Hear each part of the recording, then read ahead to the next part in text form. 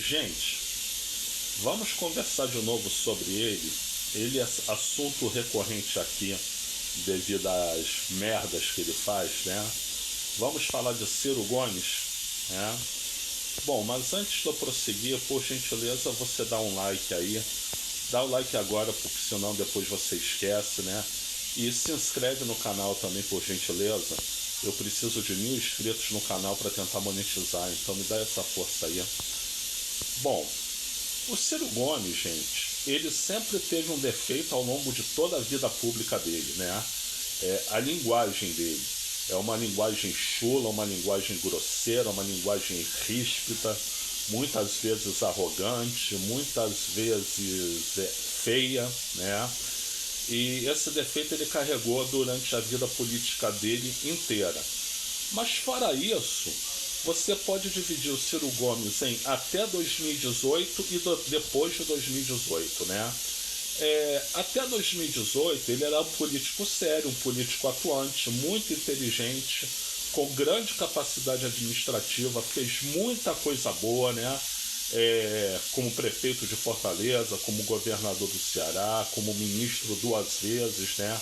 Da integração nacional e qual foi o segundo ministério que ele ocupou? Primeiro o Ministério da Fazenda, né? E depois o da integração nacional, né?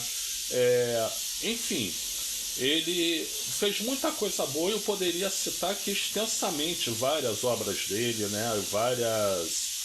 Vários conceitos dele, né? Mas só para dizer né?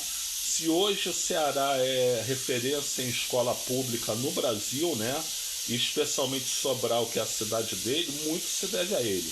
Então, currículo exemplar até 2018.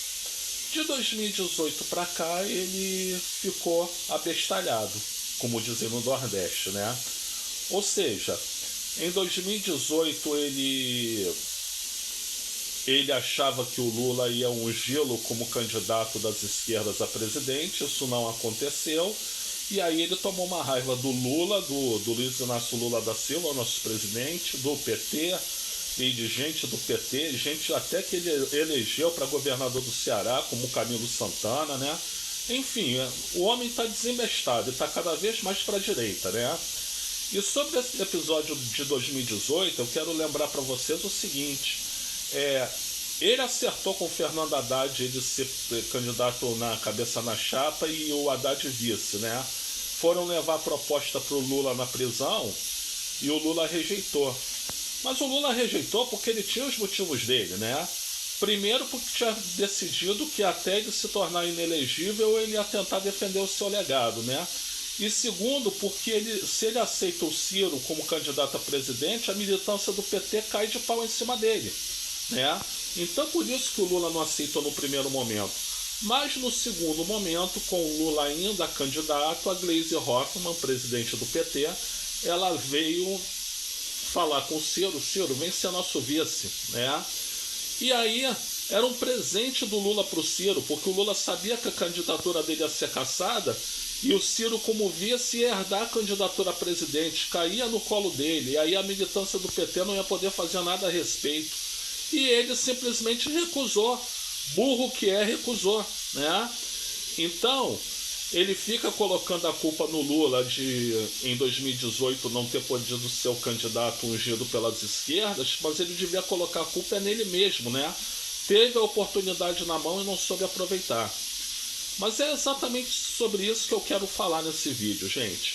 Como o Ciro Gomes, que sempre foi inteligentíssimo como estrategista político, como estrategista eleitoral, ele é um desastre. Ele é um desastre, né?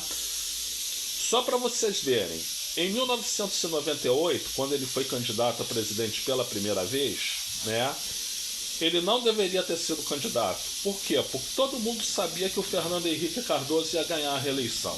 Todo mundo sabia. E se ele se candidatou só pela ótica de ficar conhecido para a eleição seguinte, em 2002, aí talvez a gente possa aceitar. Mas ele não tinha a mínima chance de vitória. Aí em 2002, né, ele veio candidato de novo, ele estava crescendo, fizeram um estratagema de que candidatos não podiam falar na propaganda eleitoral gratuita, né? Ele colocou a esposa dele de então, a Patrícia Pilar, para falar por ele, né? E aí ele subiu que nem um foguete nas intenções de voto, né? Ou seja, ele deve isso à ex-esposa Patrícia Pilar, né? E estava muito bem, tinha até pesquisa já mostrando ele em primeiro lugar, né? Aí ele chamou um eleitor de burro, né? E depois perguntaram sobre o papel da Patrícia Pilar na campanha dele. A Patrícia Pilar ao lado dele, ele vem dizer que é a mulher que dorme com ele, né?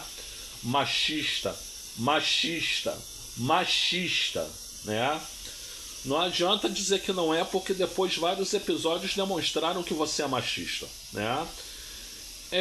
E ali ele começou a decair e ficou fora do segundo turno em 2002, né?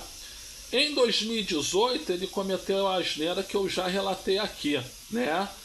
A chance de ser vice do Lula, o Lula ia ser caçado, a candidatura ia cair no colo dele, E o bobão, né? Bobão não, o babaca, em vez de aceitar isso, não, por personalismo ele recusou, e aí aconteceu o que aconteceu.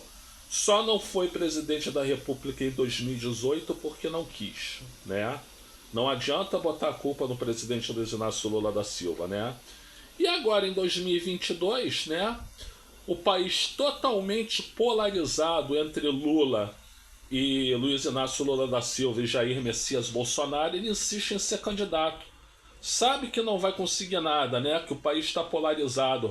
Ele, não, mas eu sou a terceira via, que essa polarização odienta tem muita gente que não quer. Aí você viu o resultado, né, Ciro? 3% dos votos para presidente, né? Então, é isso, né? É admirável, né? Como é o ser humano, né? Que uma pessoa tão inteligente, que seja estrategista para implantar políticas públicas, possa ser tão burra e ter tão pouca estratégia para conduzir campanhas eleitorais. Triste, Ciro. Você nunca vai ser presidente da República, nunca vai ser presidente da República, né? E se o tal do André Fernandes ganhar hoje a eleição lá em Fortaleza, né? Você vai ser o aliado do Raspacu. Durma com barulho desses. Eu sou Luiz Felipe Chateaubriand e agradeço a assistência.